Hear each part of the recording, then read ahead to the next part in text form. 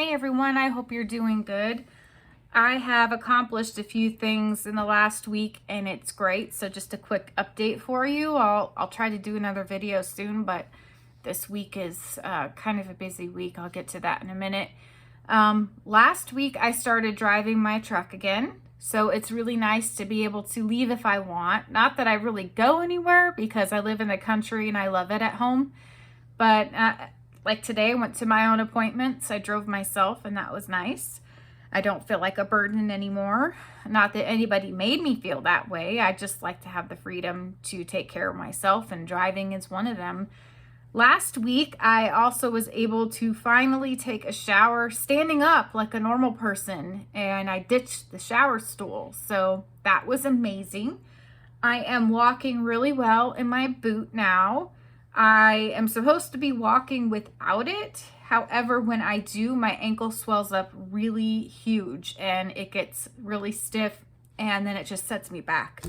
So I'm still walking in the boot. I do a little bit at home walking without the boot, but I usually do that before bed so I can ice it and go to sleep.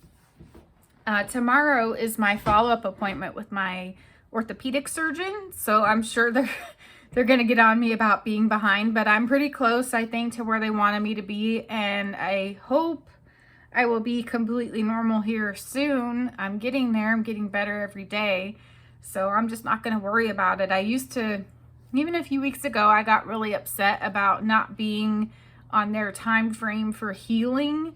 However, I didn't get physical therapy, so I feel like had I gotten physical therapy, maybe I would have healed in their time frame, but I've had to do this on my own, and it's not easy healing from that and doing all the exercises by myself when I'm already going through other things. So I've just been really busy. This week is full of appointments. Today I had labs and a pre-check with my oncologist assistant.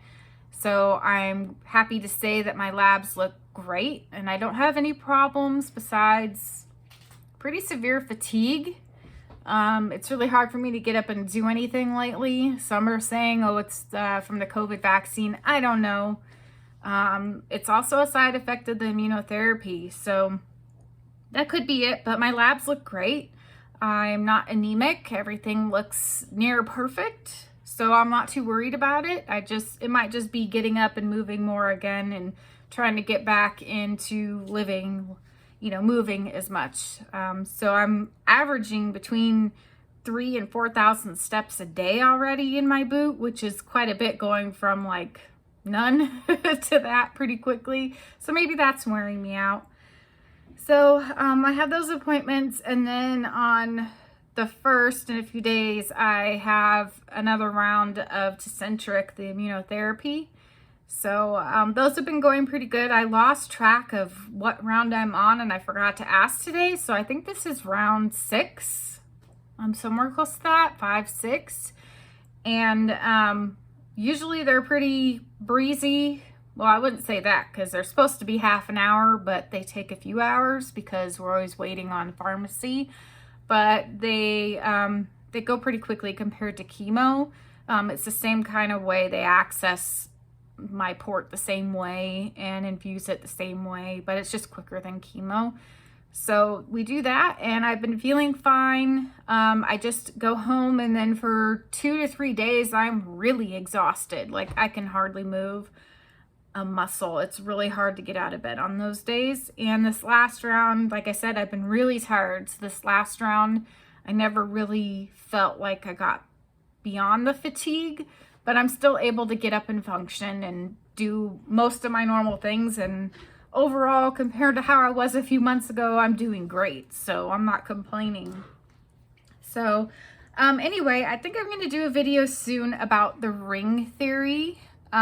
Somebody brought this to my attention in one of my support groups, and ring theory is great. It's about when you as a patient, or it could even be somebody grieving a death, how you should behave around them if you are not the aggrieved. It's about bringing comfort into that person and dumping out rather than dumping in that person that's in the center of what they call the ring is the one that people should be careful about how they communicate with. And I've had an issue with this because I've always been, even when I was a teenager, I was in a program called Natural Helpers. And through my school, I was sent to camp and taught how to counsel my peers. And that's what I did. A lot of people came to me as a teenager, and I was trained by the professionals on how to counsel them for all sorts of different instances. And I'm still friends with a lot of those people that came to me, but I've always been a helper. And so that's been kind of difficult going through everything I've been through the last few years, where I can't quite be the helper anymore, and I've actually needed help. That's really hard for me.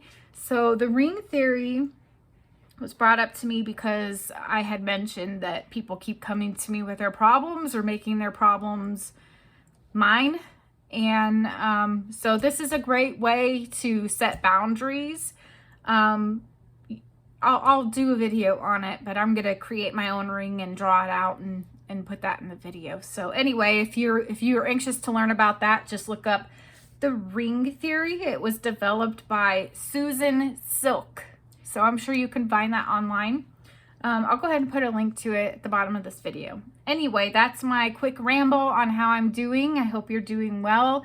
And if you want me to talk about anything, just put it down in the comments and I'll get to it when I can. Thanks. Bye.